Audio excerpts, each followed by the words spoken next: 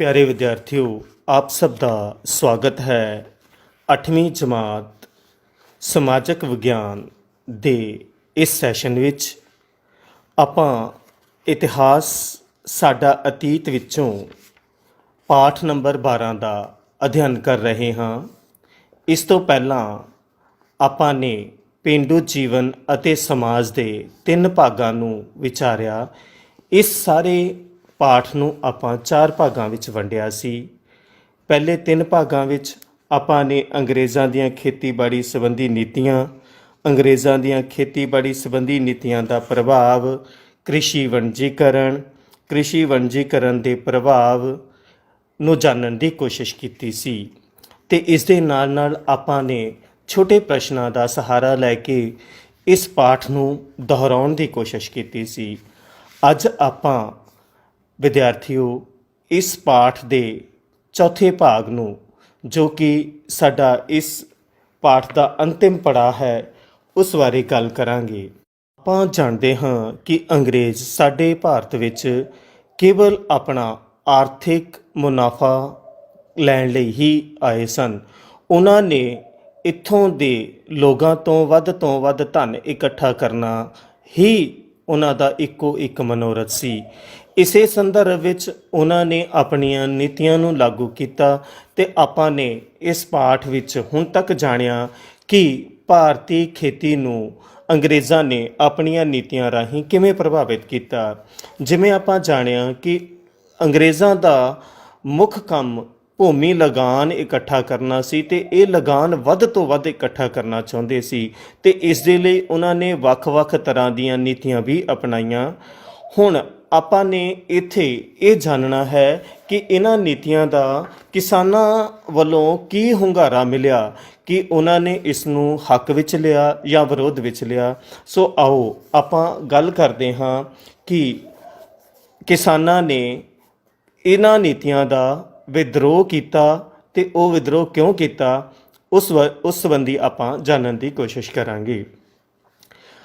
ਬੱਚਿਓ, ਆਪਾਂ ਜਾਣਦੇ ਹਾਂ ਕਿ ਅੰਗਰੇਜ਼ਾਂ ਦੀਆਂ ਭਾਰਤੀ ਲੋਕਾਂ ਲਈ ਨੀਤੀਆਂ ਠੀਕ ਨਹੀਂ ਸਨ। ਭਾਰਤੀ ਲੋਕ, ਖਾਸ ਕਰਕੇ ਕਿਸਾਨ, ਬਹੁਤ ਤੰਗ ਆ ਚੁੱਕੇ ਸਨ। ਕਿਸਾਨਾਂ ਤੋਂ ਅੰਗਰੇਜ਼ਾਂ ਅਤੇ ਜ਼ਿਮੀਂਦਾਰਾਂ ਦੇ ਜ਼ੁਲਮ ਸਹਿਣ ਨਹੀਂ ਹੁੰਦੇ ਸਨ। ਇਸ ਲਈ ਉਹਨਾਂ ਨੇ ਵਿਦਰੋਹ ਕੀਤਾ, ਜਿਸ ਦਾ ਵਰਣਨ ਇਸ ਤਰ੍ਹਾਂ ਹੈ।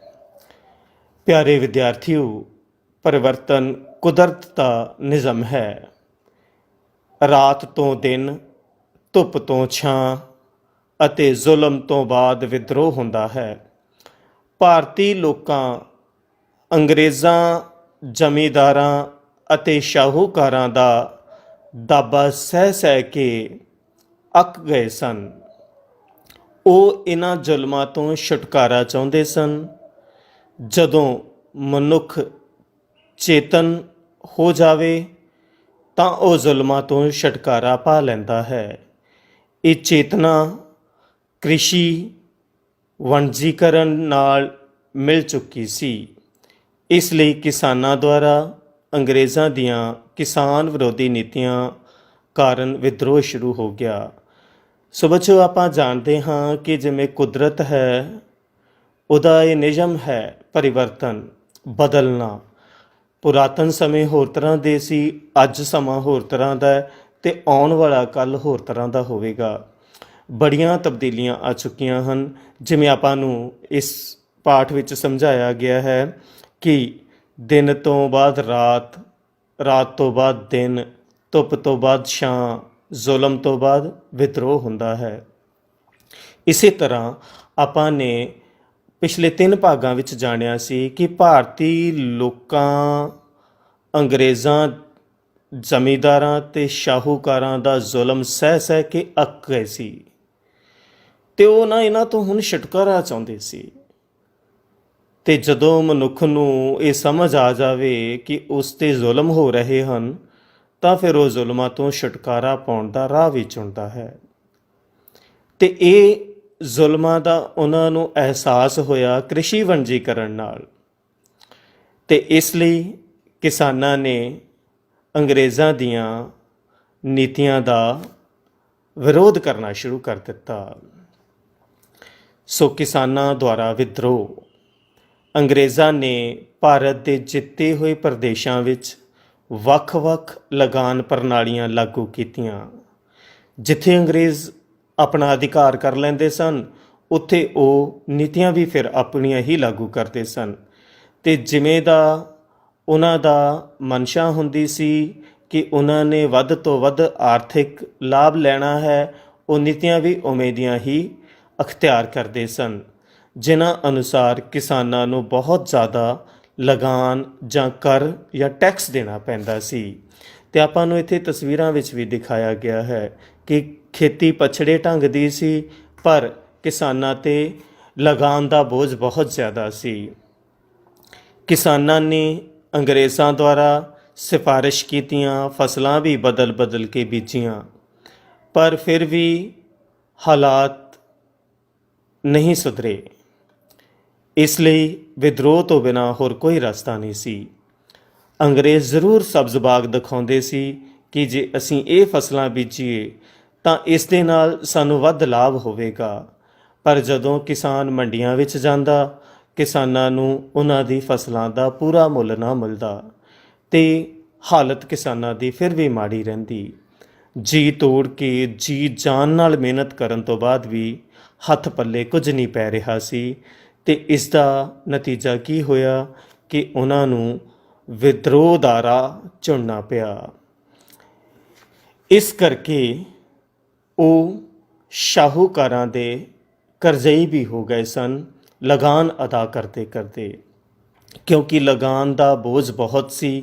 ਲਗਾਨ ਅਦਾ ਕਰਨਾ ਹੀ ਪੈਂਦਾ ਸੀ, ਚਾਹੇ ਉਹ ਜ਼ਮੀਂਦਾਰ ਦੇ ਰਾਹੀਂ ਦਿੱਤਾ ਜਾਂਦਾ ਹੋਵੇ ਅਤੇ ਚਾਹੇ ਸਰਕਾਰ ਸਿੱਧਾ ਕਿਸਾਨਾਂ ਤੋਂ ਲਗਾਨ ਲੈਂਦੀ ਹੋਵੇ। ਬੰਗਾਲ ਦੇ ਸਥਾਈ ਬੰਦੋਬਸਤ ਅਨੁਸਾਰ ਅੰਗਰੇਜ਼ਾਂ ਨੇ ਵਿਕਰੀ ਕਾਨੂੰਨ ਲਾਗੂ ਕੀਤਾ, ਭਾਵ ਕਿ ਅਸੀਂ ਫਸਲ ਕਿਵੇਂ ਵੇਚਣੀ ਹੈ, ਇਹ ਕਾਨੂੰਨ ਲਾਗੂ ਕੀਤਾ। ਇਸ ਕਾਨੂੰਨ ਅਨੁਸਾਰ ਜਿਹੜਾ ਜ਼ਮੀਂਦਾਰ ਹਰੇਕ ਸਾਲ 31 ਮਾਰਚ ਨੂੰ ਭੂਮੀ ਕਰ ਦੀ ਰਕਮ ਸਰਕਾਰੀ ਖਜ਼ਾਨੇ ਵਿੱਚ ਜਮ੍ਹਾਂ ਨਹੀਂ ਕਰਾਉਂਦਾ ਸੀ, ਉਸ ਦੀ ਭੂਮੀ ਕਿਸੇ ਹੋਰ ਜ਼ਮੀਂਦਾਰ ਨੂੰ ਵੇਚ ਦਿੱਤੀ ਜਾਂਦੀ ਸੀ। ਇਸ ਤੋਂ ਇਲਾਵਾ ਅੰਗਰੇਜ਼ਾਂ ਨੇ ਬਹੁਤ ਸਾਰੀਆਂ ਜ਼ਮੀਨਾਂ ਨੂੰ ਜ਼ਬਤ ਕਰ ਲਿਆ। ਉਹਨਾਂ ਨੇ ਕਰ ਮੁਕਤ ਜ਼ਮੀਨਾਂ 'ਤੇ ਜਿਹੜੀਆਂ ਬਾਦਸ਼ਾਹ ਵੱਲੋਂ ਰਾਜ ਦੇ ਜ਼ਗੀਰਦਾਰਾਂ ਨੂੰ ਇਨਾਮ ਵਜੋਂ ਦਿੱਤੀਆਂ ਗਈਆਂ ਸਨ, ਉਹਨਾਂ 'ਤੇ ਵੀ ਮੁੜ ਕਰਜ਼ ਲਗਾ ਦਿੱਤਾ। ਇਸ ਤਰ੍ਹਾਂ ਆਪਾਂ ਦੇਖਦੇ ਹਾਂ ਕਿ ਕਿਸਾਨ ਸ਼ਾਹੂਕਾਰਾਂ ਦੇ ਕਰਜ਼ਈ ਹੋ ਗਏ। ਉਹਨਾਂ ਨੂੰ ਆਪਣੀਆਂ ਜ਼ਮੀਨਾਂ ਗਹਿਣੇ ਰੱਖ ਕੇ ਕਰ ਅਦਾ ਕਰਨਾ ਪੈਂਦਾ ਸੀ, ਭਾਵੇਂ ਕਿ ਅੰਗਰੇਜ਼ਾਂ ਨੇ ਨੀਤੀਆਂ ਬਣਾਈਆਂ, ਇਜ਼ਾਰੇਦਾਰੀ, ਸਥਾਈ ਬੰਦੋਬਸਤ, ਰਈਅਤਵਾੜੀ, ਮਹਿਲਵਾੜੀ, ਪਰ ਇਹ ਸਭ ਨੀਤੀਆਂ ਕਿਸਾਨਾਂ ਦੇ ਸ਼ੋਸ਼ਣ ਲਈ ਸਨ। ਕਿਸਾਨ ਹੋਰ ਗਰੀਬ ਹੁੰਦਾ ਜਾ ਰਿਹਾ ਸੀ, ਇੱਥੋਂ ਤੱਕ ਕਿ ਆਪਣਾ ਪਰਿਵਾਰ ਪਾਲਣਾ ਵੀ ਹੁਣ ਮੁਸ਼ਕਲ ਹੋ ਰਿਹਾ ਸੀ। ਭਾਵੇਂ ਕਿ ਖੇਤੀਬਾੜੀ ਦਾ ਵਪਾਰੀਕਰਨ ਹੋ ਚੁੱਕਾ ਸੀ, ਮੰਡੀਆਂ ਦੀ ਸਹੂਲਤ ਸੀ, ਸ਼ਹਿਰ ਵਸ ਰਹੇ ਸਨ, ਪਰ ਕਿਸਾਨਾਂ ਦੀ ਹਾਲਤ ਦਿਨ ਪਰ ਦਿਨ ਨਿੱਘਰਦੀ ਜਾ ਰਹੀ ਸੀ, ਜਿਸ ਕਰਕੇ ਉਹਨਾਂ ਨੂੰ ਇਸ ਖੇਤੀ ਵਿੱਚੋਂ ਕੋਈ ਲਾਭ ਨਜ਼ਰ ਨਹੀਂ ਆ ਰਿਹਾ ਸੀ। ਕਿਸਾਨਾਂ ਦੀ ਹਾਲਤ ਹੁਣ ਹੋਰ ਦਿਨ ਬਰ ਦਿਨ ਨਿੱਘਰ ਰਹੀ ਸੀ। ਉਹ ਗਰੀਬੀ ਵੱਲ ਧੱਕੇ ਜਾ ਰਹੇ ਸਨ ਅਤੇ ਜ਼ਮੀਂਦਾਰ ਅਤੇ ਸਰਕਾਰ ਉਹਨਾਂ ਦੀ ਲੁੱਟ ਕਰ ਰਹੀ ਸੀ। ਲਗਾਨ ਹਰ ਹਾਲਤ ਵਿੱਚ ਜਮ੍ਹਾਂ ਕਰਾਉਣਾ ਹੀ ਪੈਂਦਾ ਸੀ ਅਤੇ ਮੰਡੀਆਂ ਵਿੱਚ ਲੱਗੀ ਕੀਮਤ ਤੋਂ ਘੱਟ ਕੀਮਤ 'ਤੇ ਫਸਲ ਖਰੀਦੀ ਜਾ ਰਹੀ ਸੀ। ਸੋ ਇਸ ਤਰ੍ਹਾਂ ਬੱਚਿਓ, ਲਗਾਨ ਦੀ ਦਰ ਵੀ ਵੱਧ ਰਹੀ ਸੀ। ਲਗਾਨ ਦੀ ਦਰ ਵੀ ਪਹਿਲਾਂ ਨਾਲੋਂ ਵਧਾ ਦਿੱਤੀ ਗਈ। ਸਰਕਾਰ ਲਗਾਨ ਇਕੱਠਾ ਕਰਨ ਸਮੇਂ ਬਹੁਤ ਸਖਤੀ ਕਰਦੀ ਸੀ, ਭਾਵ ਜ਼ਬਰਦਸਤੀ ਕਰ ਉਗਰਾਇਆ ਜਾਂਦਾ ਸੀ, ਲਗਾਨ ਉਗਰਾਇਆ ਜਾਂਦਾ ਸੀ। ਇਹਨਾਂ ਕਾਰਨਾਂ ਕਰਕੇ ਕਿਸਾਨਾਂ ਦੀ ਹਾਲਤ ਬਹੁਤ ਖਰਾਬ ਹੋ ਗਈ ਅਤੇ ਸਿੱਟੇ ਵਜੋਂ ਉਹਨਾਂ ਨੇ ਅੰਗਰੇਜ਼ਾਂ ਵਿਰੁੱਧ ਵਿਦਰੋਹ ਸ਼ੁਰੂ ਕਰ ਦਿੱਤਾ, ਭਾਵ ਕਿ ਅੰਗਰੇਜ਼ਾਂ ਦੀਆਂ ਨੀਤੀਆਂ ਦਾ ਵਿਰੋਧ ਕਰਨਾ ਸ਼ੁਰੂ ਕਰ ਦਿੱਤਾ। 1849 ਈਸਵੀ ਵਿੱਚ ਪੰਜਾਬ ਦੇ ਵੱਖ-ਵੱਖ ਭਾਗਾਂ ਜਿਵੇਂ ਪਟਿਆਲਾ ਅਤੇ ਰਾਵਲਪਿੰਡੀ ਜੋ ਅੱਜ ਕੱਲ੍ਹ ਪਾਕਿਸਤਾਨ ਵਿੱਚ ਹੈ ਆਦਿ ਵਿੱਚ ਕਿਸਾਨ ਵਿਦਰੋਹ ਹੋਏ। ਇੱਥੋਂ ਦੇ ਕਿਸਾਨਾਂ ਨੇ ਅੰਗਰੇਜ਼ਾਂ ਦੀਆਂ ਨੀਤੀਆਂ ਦਾ ਖੁੱਲ੍ਹ ਕੇ ਵਿਰੋਧ ਕੀਤਾ। ਤਾਂ ਸਾਡੇ ਲਈ ਹੁਣ ਬੱਚਿਓ ਪ੍ਰਸ਼ਨ ਹੈ, ਕਿਸਾਨਾਂ ਨੇ ਅੰਗਰੇਜ਼ਾਂ ਵਿਰੁੱਧ ਵਿਦਰੋਹ ਕਿਉਂ ਕੀਤਾ? ਇਹ ਤੁਸੀਂ ਆਪਣੇ ਸ਼ਬਦਾਂ ਵਿੱਚ ਆਪ ਲਿਖਣਾ ਹੈ। ਕੋਸ਼ਿਸ਼ ਕਰਨੀ ਹੈ ਇਸ ਨੂੰ ਅਸੀਂ ਵਧੀਆ ਢੰਗ ਦੇ ਨਾਲ ਲਿਖ ਸਕੀਏ। ਸੋ ਹੁਣ ਉਸ ਤੋਂ ਅਗਲਾ ਸਾਡੇ ਕੋਲੇ ਹੈ ਨੀਲ ਵਿਦਰੋਹ।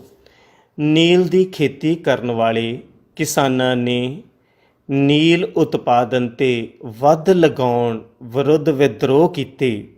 ਨੀਲ ਦੀ ਖੇਤੀ ਜੋ ਕਿਸਾਨ ਕਰਦੇ ਸਨ ਉਹਨਾਂ 'ਤੇ ਵਾਧੂ ਲਗਾਨ ਲਗਾਇਆ ਜਾ ਰਿਹਾ ਸੀ, ਜਿਸ ਕਾਰਨ ਕਿਸਾਨ ਹੋਰ ਵੀ ਔਖੇ ਹੋ गए ਤੇ ਉਹਨਾਂ ਨੇ ਇਸ ਦਾ ਵਿਦਰੋਹ करना शुरू कर तुमने नील के बोने के लिए पेश के लिया कि नहीं? बड़ा साहब, हम ये खेत बड़ी मुश्किल से तैयार किए हैं धान के लिए। अगर हम धान नहीं उगाएंगे हुजूर तो हम खाएंगे क्या मालिक? धान? तुमने धान के बारे में बात करने की हिम्मत कैसे की? कल सुबह आकर अपना पेशगी लेना और नील का काम शुरू करना, वरना मैं और कोई बकवास नहीं सुनना चाहता हूँ। हुजूर, आप जो कुछ भी कहें हमें मंजूर है, लेकिन अपन जान ये नहीं कर सकते मालिक, हम नील नहीं उगाएंगे। हमारा इतना छोटा सा तो खेत है मालिक, अगर हम धान नहीं उगाएंगे तो हमारी परिवारजन तो भूखे मर जाएंगे मालिक। ये तो तुम्हारे बाप को सोचना चाहिए था जब उसने हमसे उधार लिया, समझे तुम? तुमने हमारा उधार खाया बदमाश।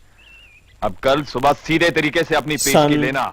1858 ਈਸਵੀ ਤੋਂ 1860 ਈਸਵੀ ਤੱਕ ਬੰਗਾਲ ਅਤੇ ਬਿਹਾਰ ਦੇ ਬਹੁਤ ਵੱਡੇ ਇਲਾਕੇ ਵਿੱਚ ਇਹ ਵਿਦਰੋਹ ਫੈਲ ਗਿਆ।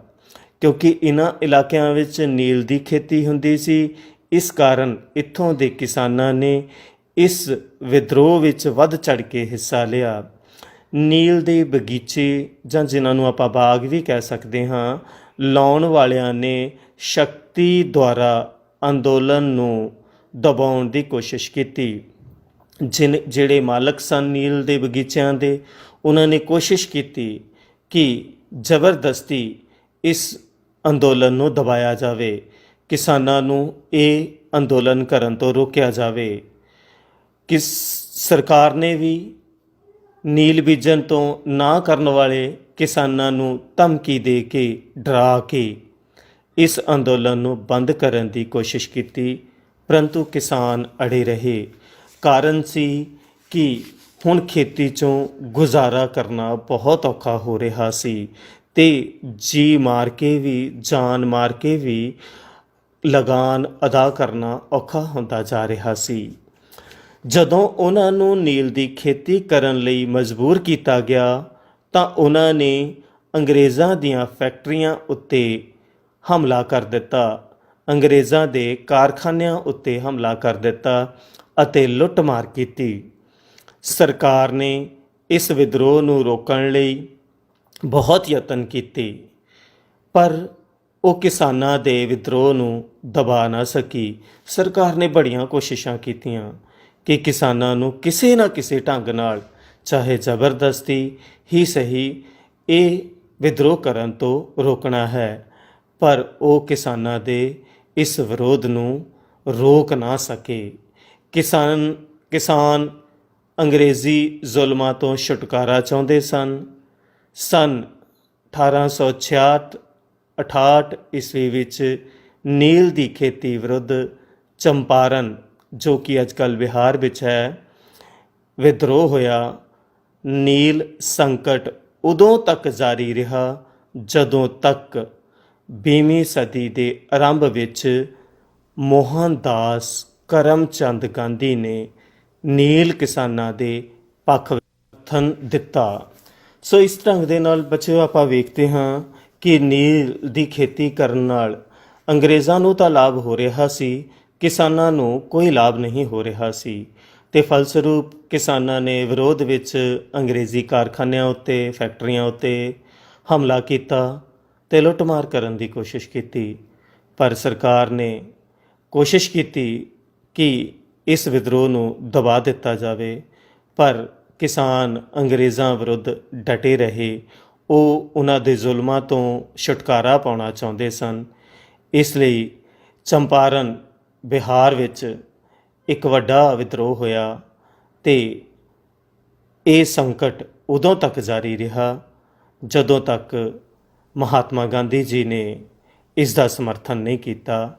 ਮਹਾਤਮਾ ਗਾਂਧੀ ਜੀ ਫਿਰ ਜਦੋਂ ਇਸ ਅੰਦੋਲਨ ਵਿੱਚ ਜੁਟ ਗਏ ਤਾਂ ਕਿਸਾਨਾਂ ਨੂੰ ਕੁਝ ਰਾਹਤ ਮਿਲੀ। ਸੋ ਆਓ ਆਪਾਂ ਹੁਣ ਜਾਣਨ ਦੀ ਕੋਸ਼ਿਸ਼ ਕਰੀਏ ਕਿ ਨੀਲ ਦੀ ਖੇਤੀ ਕਰਨ ਵਾਲੇ ਕਿਸਾਨਾਂ ਨੇ ਵਿਦਰੋਹ ਕਿਉਂ ਕੀਤਾ ਸੀ। ਇਸ ਪ੍ਰਸ਼ਨ ਦਾ ਉੱਤਰ ਤੁਸੀਂ ਆਪ ਲੱਭਣ ਦੀ ਕੋਸ਼ਿਸ਼ ਕਰਨੀ ਹੈ ਅਤੇ ਆਪਣੇ ਸ਼ਬਦਾਂ ਵਿੱਚ ਲਿਖਣਾ ਹੈ ਅਤੇ ਆਪਣੀ ਕਾਪੀ 'ਤੇ ਇਸ ਨੂੰ ਨੋਟ ਕਰਨਾ ਹੈ।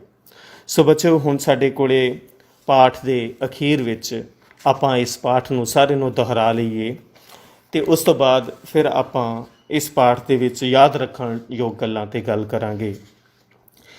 ਪੇਂਡੂ ਜੀਵਨ ਅਤੇ ਸਮਾਜ ਅੰਗਰੇਜ਼ਾਂ ਦੇ ਸਮੇਂ ਕਿਹੋ ਜਿਹਾ ਸੀ, ਆਪਾਂ ਨੇ ਉਹ ਜਾਣਨ ਦੀ ਕੋਸ਼ਿਸ਼ ਕੀਤੀ ਇਸ ਪਾਠ ਰਾਹੀਂ। ਅਤੇ ਇਸ ਪਾਠ ਵਿੱਚ ਆਪਾਂ ਨੇ ਅੰਗਰੇਜ਼ਾਂ ਦੀਆਂ ਖੇਤੀਬਾੜੀ ਸੰਬੰਧੀ ਨੀਤੀਆਂ ਸੰਬੰਧੀ ਜਾਣਿਆ ਕਿ ਅੰਗਰੇਜ਼ਾਂ ਨੇ ਵੱਖ-ਵੱਖ ਤਰ੍ਹਾਂ ਦੀਆਂ ਖੇਤੀਬਾੜੀ ਸੰਬੰਧੀ ਨੀਤੀਆਂ ਅਪਣਾਈਆਂ, ਪਰ ਇਹਨਾਂ ਨੀਤੀਆਂ ਪਿੱਛੇ ਉਹਨਾਂ ਦੀ ਇੱਕੋ ਹੀ ਮਨਸ਼ਾ ਸੀ ਕਿ ਵੱਧ ਤੋਂ ਵੱਧ ਲਾਭ ਕਮਾਉਣਾ, ਕਿਸਾਨਾਂ ਪਾਸੋਂ ਵੱਧ ਤੋਂ ਵੱਧ ਲਗਾਨ ਇਕੱਠਾ ਕਰਕੇ ਆਪਣੇ ਖਜ਼ਾਨੇ ਨੂੰ ਭਰਨਾ ਅਤੇ ਇੰਗਲੈਂਡ ਦੇ ਕਾਰਖਾਨਿਆਂ ਲਈ, ਇੰਗਲੈਂਡ ਦੇ ਉਦਯੋਗਾਂ ਲਈ ਇੱਥੋਂ ਕੱਚਾ ਮਾਲ ਮੁਫਤ ਦੇ ਭਾਅ 'ਤੇ ਲੈ ਕੇ ਦੁਬਾਰਾ ਬਣਿਆ ਮਾਲ ਇੱਥੇ ਮਹਿੰਗੇ ਭਾਅ 'ਤੇ ਵੇਚਣਾ।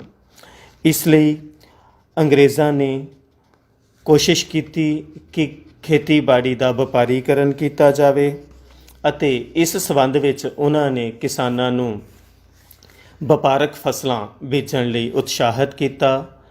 ਕਿਸਾਨ ਆਪਣੇ ਲਗਾਨ ਦੀ ਪੂਰਤੀ ਲਈ ਅਜਿਹਾ ਕਰਦੇ ਸਨ, ਪਰ ਲਗਾਨ ਦੀ ਰਕਮ ਇੰਨੀ ਵੱਡੀ ਸੀ ਕਿ ਇਹ ਪੂਰਾ ਨਹੀਂ ਹੋ ਰਿਹਾ ਸੀ।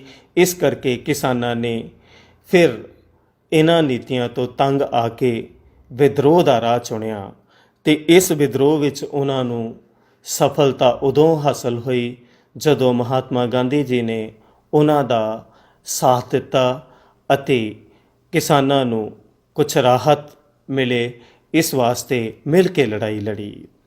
ਸੋ ਆਪਾਂ ਨੇ ਇਸ ਪਾਠ ਵਿੱਚ ਇਹ ਜਾਣਿਆ ਅਤੇ ਹੁਣ ਆਪਾਂ ਕੋਸ਼ਿਸ਼ ਕਰੀਏ ਕਿ ਇਸ ਪਾਠ ਵਿੱਚ ਸਾਨੂੰ ਕੀ ਸਮਝਾਇਆ ਗਿਆ ਸੀ। ਆਪਣੇ ਲਈ ਕੁਝ ਪਾਠ ਦੇ ਅਖੀਰ ਵਿੱਚ ਯਾਦ ਰੱਖਣ ਯੋਗ ਗੱਲਾਂ ਹਨ, ਆਓ ਆਪਾਂ ਉਹਨਾਂ ਨੂੰ ਜਾਣਨ ਦੀ ਕੋਸ਼ਿਸ਼ ਕਰੀਏ। ਨੰਬਰ 1 'ਤੇ ਸਾਡੇ ਕੋਲੇ ਹੈ ਸਥਾਈ ਬੰਦੋਬਸਤ 1793 ਈਸਵੀ ਵਿੱਚ, ਰਈਅਤਵਾੜੀ ਪ੍ਰਬੰਧ 1820 ਈਸਵੀ। ਇਹਨਾਂ ਸਾਰਿਆਂ ਦੇ ਇੱਕੋ ਜਿਹੇ ਅਤੇ ਲੰਮੇ ਸਮੇਂ ਤੱਕ ਪ੍ਰਭਾਵ ਪਏ। ਲਗਾਨ ਦੀ ਦਰ ਜ਼ਿਆਦਾ ਅਤੇ ਆਫਤਾਂ ਸਮੇਂ ਲਗਾਨ ਮਾਫ ਨਾ ਕਰਨ ਕਰਕੇ ਕਿਸਾਨ ਕਰਜ਼ਈ ਅਤੇ ਜ਼ਮੀਨਾਂ ਤੋਂ ਵਾਂਝੇ ਹੋ ਗਏ। ਉਹਨਾਂ ਕੋਲੋਂ ਜ਼ਮੀਨਾਂ ਵੀ ਜਾਂਦੀਆਂ ਲੱਗੀਆਂ। ਸ਼ਾਹੂਕਾਰਾਂ ਤੋਂ ਕਰਜ਼ਾ ਲੈ ਕੇ ਕਿਸਾਨ ਲਗਾਨ ਅਦਾ ਕਰਦੇ ਸੀ ਅਤੇ ਨੇਰ ਸਵੇਰ ਉਹ ਜ਼ਮੀਨਾਂ ਵੀ ਉਹਨਾਂ ਦੇ ਹੱਥੋਂ ਵਿਆਜ ਦੇ ਰੂਪ ਵਿੱਚ ਸ਼ਾਹੂਕਾਰਾਂ ਦੇ ਹੱਥਾਂ ਵਿੱਚ ਚਲੇ ਗਈਆਂ। ਲੋਕਾਂ ਦੇ ਪੇਟ ਭਰਨ ਵਾਲਾ ਕਿਸਾਨ ਆਪ ਭੁੱਖਾ ਮਰ ਰਿਹਾ ਸੀ। ਕ੍ਰਿਸ਼ੀ ਵਣਜੀਕਰਨ ਕਰਕੇ ਕਿਸਾਨ ਕਪਾਹ, ਕਣਕ, ਤੇਲ ਦੇ ਬੀਜ, ਗੰਨਾ ਅਤੇ ਪਟਸਨ ਆਦਿ ਫਸਲਾਂ ਪੈਦਾ ਕਰਨ ਲੱਗੇ। ਇੰਗਲੈਂਡ ਦੇ ਉਦਯੋਗਾਂ ਵਿੱਚ ਇਹਨਾਂ ਫਸਲਾਂ ਨੂੰ ਕੱਚੇ ਮਾਲ ਦੇ ਤੌਰ 'ਤੇ ਵਰਤਿਆ ਗਿਆ ਅਤੇ ਭਾਰਤੀ ਕਿਸਾਨਾਂ ਤੋਂ ਬਹੁਤ ਘੱਟ ਕੀਮਤ 'ਤੇ ਇਹਨਾਂ ਫਸਲਾਂ ਨੂੰ ਅੰਗਰੇਜ਼ਾਂ ਵੱਲੋਂ ਖਰੀਦਿਆ ਗਿਆ। ਇਹ ਵੀ ਵੱਡੀ ਲੁੱਟ ਹੋ ਰਹੀ ਸੀ। ਲਗਾਨ ਦੇ ਨਾਲ ਫਸਲਾਂ ਦੀ ਕੀਮਤ ਦਾ ਘੱਟ ਮਿਲਣਾ ਵੀ ਕਿਸਾਨ ਨੂੰ ਆਰਥਿਕ ਪੱਖੋਂ ਪਛੜਿਆ ਕਰ ਰਿਹਾ ਸੀ, ਗਰੀਬੀ ਵੱਲ ਤੱਕ ਰਿਹਾ ਸੀ। ਕਿਸਾਨਾਂ ਨੇ ਪੇਂਡੂ ਭਾਈਚਾਰਕ ਸਾਂਝ ਛੱਡ ਕੇ ਵਪਾਰਕ ਫਸਲਾਂ ਵੀ ਉਗਾਈਆਂ, ਪਰ ਉਹਨਾਂ ਦੀ ਆਪਣੀ ਹਾਲਤ ਨਹੀਂ ਸੁਧਰੀ। ਉਹ ਮਸ਼ੀਨੀ ਫਸਲਾਂ ਦਾ ਮੁਕਾਬਲਾ ਨਾ ਕਰ ਸਕੇ। ਜਿਵੇਂ ਕਿ ਵਿਕਸਿਤ ਦੇਸ਼ਾਂ ਵਿੱਚ ਮਸ਼ੀਨਾਂ ਰਾਹੀਂ ਖੇਤੀ ਕੀਤੀ ਜਾਂਦੀ ਸੀ, ਭਾਰਤੀ ਖੇਤੀ ਬਹੁਤ ਪਛੜੀ ਹੋਈ ਸੀ। ਆਪਾਂ 3 ਨੰਬਰ ਨੂੰ ਅਧਿਐਨ ਕਰੀਏ। ਕਿਸਾਨਾਂ ਵੱਲੋਂ ਵੱਖ-ਵੱਖ ਥਾਵਾਂ 'ਤੇ ਅੰਗਰੇਜ਼ੀ ਸਰਕਾਰ ਦੀਆਂ ਨੀਤੀਆਂ ਵਿਰੁੱਧ ਵਿਦਰੋਹ ਹੋਏ। ਇਹ ਵਿਦਰੋਹ ਅੰਗਰੇਜ਼ਾਂ ਦੀਆਂ ਕਿਸਾਨ ਵਿਰੁੱਧ ਲਾਗੂ ਕੀਤੀਆਂ ਨੀਤੀਆਂ ਦਾ ਹੀ ਸਿੱਟਾ ਸੀ। 1858 1860 ਈਸਵੀ ਦੌਰਾਨ ਬੰਗਾਲ ਅਤੇ ਬਿਹਾਰ ਦੇ ਨੀਲ ਉਤਪਾਦਕਾਂ ਵੱਲੋਂ ਵੀ ਅੰਗਰੇਜ਼ੀ ਸਰਕਾਰ ਵਿਰੁੱਧ ਵੱਖ-ਵੱਖ ਥਾਵਾਂ 'ਤੇ ਵਿਰੋਧ ਕਰ ਦਿੱਤੇ ਗਏ। ਸੋ ਇਹ ਸਾਡਾ ਪਾਠ ਸੀਗਾ, ਜਿਸ ਨੂੰ ਆਪਾਂ ਨੇ ਵਿਚਾਰਿਆ ਕਿ ਸਾਡਾ ਪੇਂਡੂ ਸਮਾਜ ਜਾਂ ਪੇਂਡੂ ਜੀਵਨ ਅਤੇ ਸਮਾਜ ਅੰਗਰੇਜ਼ਾਂ ਦੇ ਸਮੇਂ ਕਿਹੋ ਜਿਹਾ ਸੀ, ਕਿਵੇਂ ਲੋਕ ਆਪਣੇ ਗੁਜ਼ਾਰੇ ਲਈ ਇੱਕ ਦੂਜੇ ਦਾ ਸਾਥ ਦੇ ਕੇ ਆਪਣੀਆਂ ਲੋੜਾਂ ਨੂੰ ਪੂਰੀਆਂ ਕਰ ਰਹੇ ਸੀ। ਪਰ ਅੰਗਰੇਜ਼ਾਂ ਦੇ ਆਉਣ ਨਾਲ ਹੁਣ ਖੇਤੀ ਨੂੰ ਵਪਾਰਕ ਬਣਾਉਣ ਦੀ ਕੋਸ਼ਿਸ਼ ਕੀਤੀ ਗਈ ਅਤੇ ਸਿੱਟਾ ਇਹ ਨਿਕਲਿਆ ਕਿ ਅਸੀਂ ਆਪਣੀ ਭਾਈਚਾਰਕ ਸਾਂਝ ਤੋਂ ਵੀ ਦੂਰ ਹੋਏ ਤੇ ਆਰਥਿਕ ਪੱਖੋਂ ਵੀ ਕਮਜ਼ੋਰ ਹੋਏ। ਅੰਗਰੇਜ਼ਾਂ ਦੀ ਦੋਨੋਂ ਪਾਸਿਓਂ ਚਾਂਦੀ ਰਹੀ, ਉਹਨਾਂ ਨੇ ਦੋਨੋਂ ਪਾਸਿਓਂ ਲਾਭ ਕਮਾਇਆ। ਸਾਡੇ ਕੋਲੋਂ ਲਗਾਨ ਵੀ ਲੈ ਲਿਆ ਤੇ ਸਾਡੀਆਂ ਫਸਲਾਂ ਦੇ ਮੁੱਲ ਵੀ ਘੱਟ ਲਾਏ। ਸੋ ਇਸ ਤਰ੍ਹਾਂ ਬੱਚਿਓ, ਆਪਾਂ ਨੇ ਇਸ ਪਾਠ ਵਿੱਚ ਖੇਤੀਬਾੜੀ ਸੰਬੰਧੀ ਨੀਤੀਆਂ ਅਤੇ ਉਹਨਾਂ ਦੇ ਪ੍ਰਭਾਵਾਂ ਨੂੰ ਜਾਣਿਆ। ਆਓ ਆਪਾਂ ਹੁਣ ਛੋਟੇ ਪ੍ਰਸ਼ਨਾਂ ਰਾਹੀਂ ਇਸ ਪਾਠ ਨੂੰ ਮੁੜ ਦੁਹਰਾਉਣ ਦੀ ਕੋਸ਼ਿਸ਼ ਕਰੀਏ। ਬਹੁ ਵਿਕਲਪੀ ਪ੍ਰਸ਼ਨ ਹਨ ਸਾਡੇ ਕੋਲੇ। ਅੰਗਰੇਜ਼ਾਂ ਨੇ ਵੱਖ-ਵੱਖ ਲਗਾਨ ਪ੍ਰਣਾਲੀਆਂ ਲਾਗੂ ਕੀਤੀਆਂ। ਹਾਰੇ ਹੋਏ ਪ੍ਰਦੇਸ਼ਾਂ ਵਿੱਚ, ਜਿੱਤੇ ਹੋਏ ਪ੍ਰਦੇਸ਼ਾਂ ਵਿੱਚ, ਸਾਰੇ ਭਾਰਤ ਵਿੱਚ, ਇਹਨਾਂ ਵਿੱਚੋਂ ਕੋਈ ਨਹੀਂ।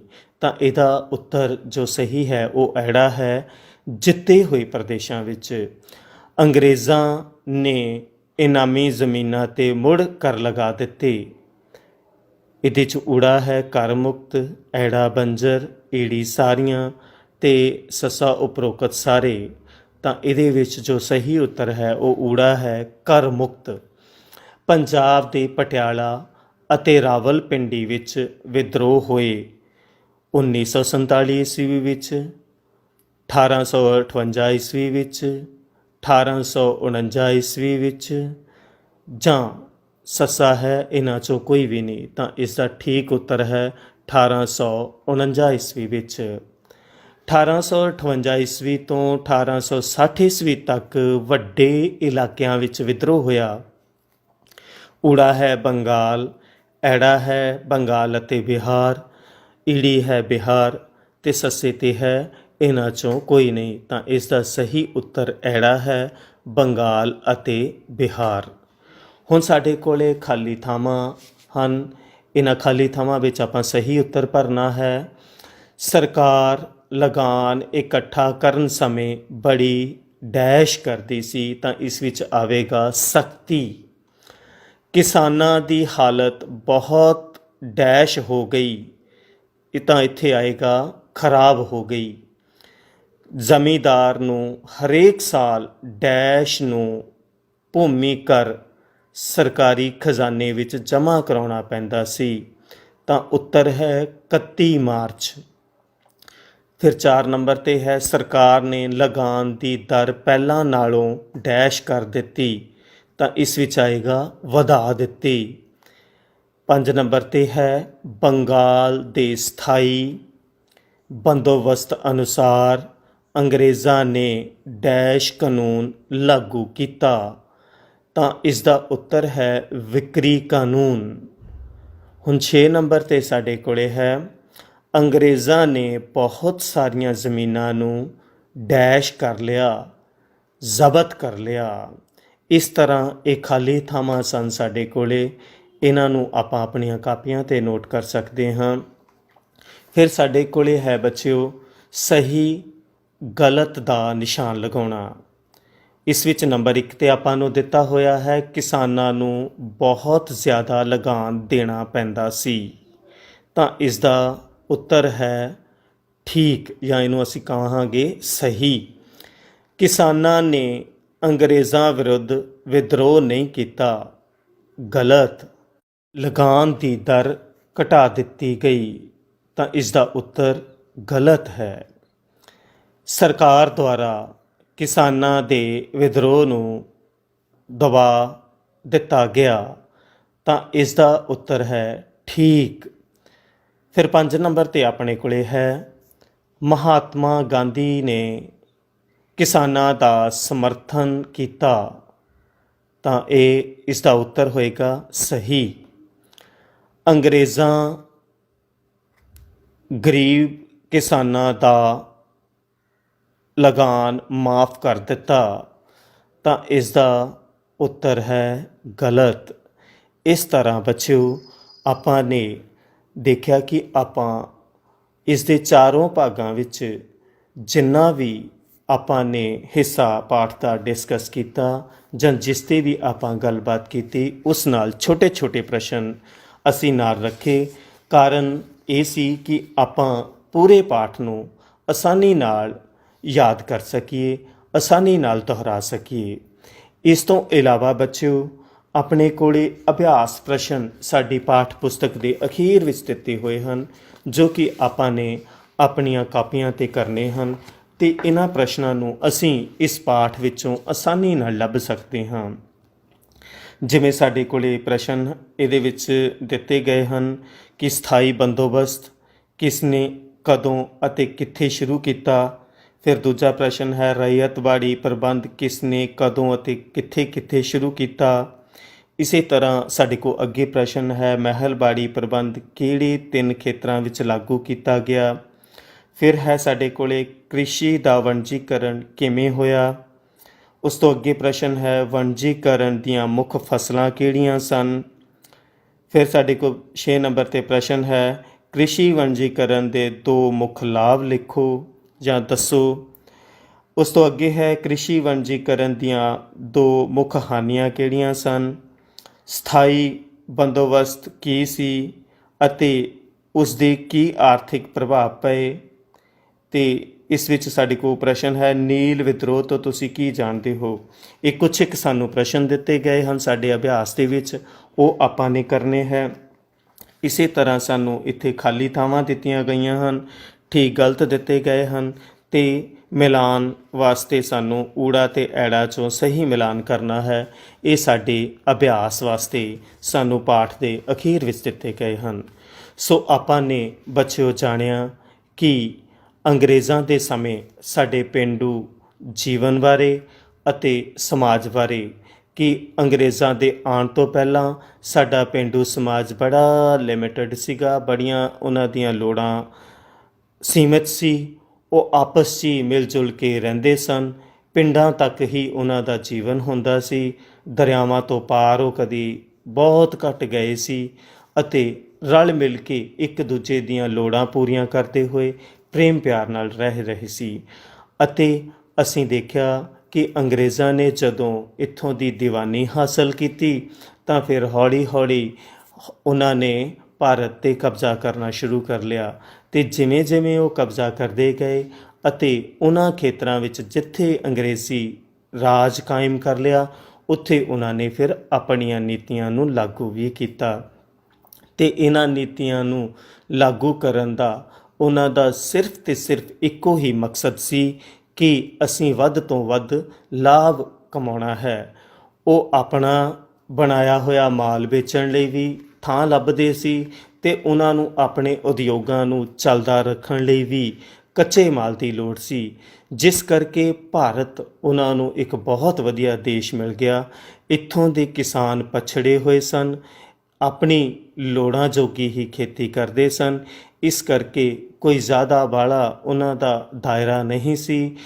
ਪਰ ਅੰਗਰੇਜ਼ਾਂ ਦੇ ਆਉਣ ਨਾਲ ਉਹਨਾਂ ਨੂੰ ਕੁਝ ਨਵੀਆਂ ਨੀਤੀਆਂ ਦਿੱਤੀਆਂ ਗਈਆਂ, ਜਿਸ ਦਾ ਇੱਕੋ ਇੱਕ ਮਕਸਦ ਸੀ ਕਿ ਕਿਸਾਨਾਂ ਤੋਂ ਵੱਧ ਲਾਭ ਹਾਸਲ ਕਰਨਾ। ਸੋ ਇਸ ਕਰਕੇ ਬੱਚਿਓ ਆਪਾਂ ਨੇ ਜਾਣਿਆ ਕਿ ਅੰਗਰੇਜ਼ ਆਪਣੇ ਲਾਭ ਹਿੱਤ ਭਾਰਤੀ ਕਿਸਾਨਾਂ ਨੂੰ ਹੋਰ ਗਰੀਬ ਕਰਦਾ ਚਲਿਆ ਗਿਆ, ਜਿਸ ਕਰਕੇ ਉਹ ਆਪਣੇ ਭਾਈਚਾਰੇ ਨਾਲੋਂ ਵੀ ਦੂਰ ਹੁੰਦੇ ਗਏ ਅਤੇ ਖੇਤੀ 'ਚ ਵੀ ਪਛੜਦੇ ਗਏ। ਕਾਰਨ ਇਹ ਸੀ ਕਿ ਸਾਡੀ ਖੇਤੀ ਪੁਰਾਣੇ ਢੰਗ ਨਾਲ ਹੁੰਦੀ ਸੀ ਅਤੇ ਕਿਸਾਨ ਜਿੰਨੀ ਵੀ ਫਸਲ ਉਗਾਉਂਦੇ ਸਨ ਉਸ ਦਾ ਅੰਗਰੇਜ਼ ਸਹੀ ਮੁੱਲ ਨਹੀਂ ਮੋੜਦੇ ਸਨ, ਜਿਸ ਕਰਕੇ ਉਹਨਾਂ ਦੀ ਹਰ ਪਾਸਿਓਂ ਲੁੱਟ ਹੋ ਰਹੀ ਸੀ। ਸੋ ਆਪਾਂ ਨੇ ਇੱਥੇ ਇਹ ਜਾਣਨ ਦੀ ਕੋਸ਼ਿਸ਼ ਕੀਤੀ ਅਤੇ ਆਪਾਂ ਨੇ ਇਸ ਸਾਰੇ ਪਾਠ ਨੂੰ ਸਮਝ ਕੇ ਆਪਣੀਆਂ ਕਾਪੀਆਂ 'ਤੇ ਨੋਟ ਕਰਕੇ ਅਭਿਆਸ ਪ੍ਰਸ਼ਨਾਂ ਨੂੰ ਪੇਪਰਾਂ ਲਈ ਵੀ ਤਿਆਰੀ ਕਰਨੀ ਹੈ। ਸੋ ਤੁਸੀਂ ਸਾਰੇ ਮੇਰੇ ਨਾਲ ਇਹਨਾਂ 4 ਸੈਸ਼ਨ ਵਿੱਚ ਜੁੜੇ, ਤੁਹਾਡਾ ਬਹੁਤ ਧੰਨਵਾਦ।